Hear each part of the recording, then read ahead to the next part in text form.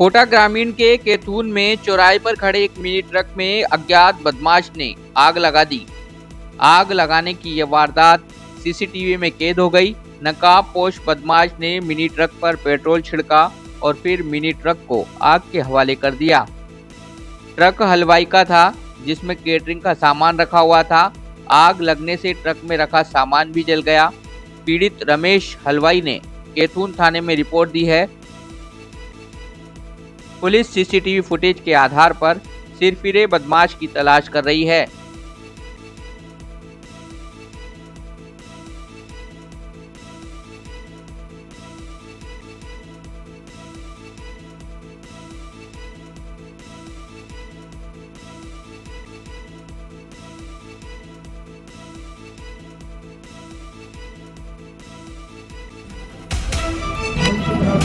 आगे बढ़ रही है, किसी भी एक बोट करने को लेकर सीधी आगे आती है।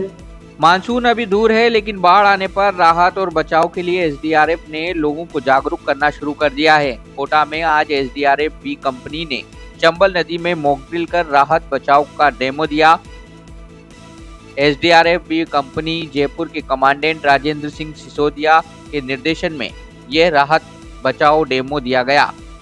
आरएसी द्वितीय बटालियन के पास चंबल नदी की लहरों पर टीमों ने राहत बचाव का अभ्यास करते हुए बाढ़ में फंसे और नदी में डूबे व्यक्ति को बचाने का डेमो दिया।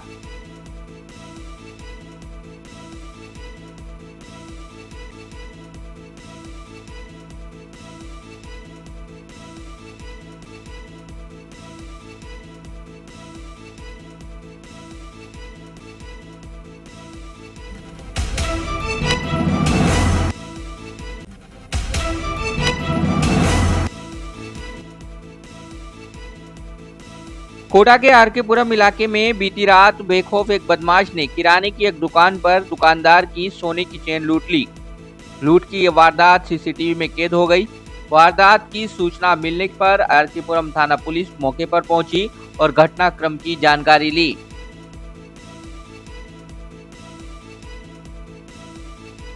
लुटेरा दुकान पर ग्राहक बनकर आया था। उसने कुछ सामान लिया और बुजुर्ग दुकानदार मुड़कर पैसे गिनने लगे।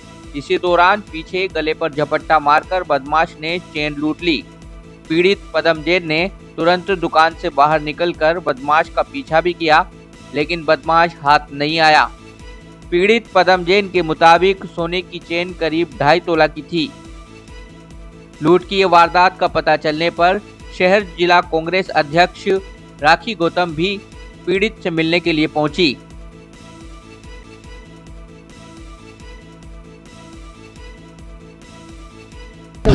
2-2.5 तोले की सोने की चेन थी और मैं जैसे ही दुकान बढ़ाने की तैयारी कर रहा था तो जैसे घूमा पीछे से तो उन्हें पीछे से खींच के तोड़ के भाग गया और जैसे ही मैं बाहर निकल के गली तक गया तो वहाँ तक गली पार कर दिया था। ये है ये अभी तो बताया नहीं, पर 2-2.5 तोले का बता रहे हैं। पूरी चेन को ले गया सर तो हाँ, सर क्या इस हिसाब से साफ जाहिर है कि शहर में आर्थिक स्थितियां बिल्कुल कमजोर हो गई है। इस वजह से ऐसी वारदातें बढ़ती जा रही। हम शायद पहले भी मिले थे, वहाँ एक महिला के साथ हुई थी, लेकिन एक पुरुष के साथ ऐसी घटना होना बड़ा गंभीर विषय है। ये व्यापारी के साथ में, वो भी व्यापारी के साथ में, घर में वो भी, ये बड़ा गंभीर विषय है क्योंकि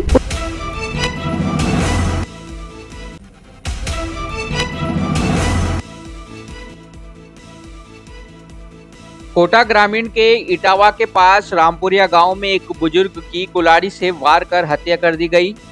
बुजुर्ग मोहनलाल नायक खेत में रखवाली कर रहे थे। इस दौरान जब वह हैंडपंप पर पानी पीने गए तो उस पर एक शख्स ने कुल्हाड़ी से हमला कर दिया। गंभीर घायल बुजुर्ग को अस्पताल ले जाया गया, जहां उनकी मौत हो गई। हमला करने वाले युवक का नाम सुरेंद्र मीणा बताया जा रहा है। सूचना मिलने पर इटावा के डीएसपी और एसएचओ वारदात स्थल पर पहुंचे और घटनाक्रम की जानकारी ली। फिलहाल हत्या की वजह का पता नहीं चला है। पुलिस हमलावर की तलाश कर रही है।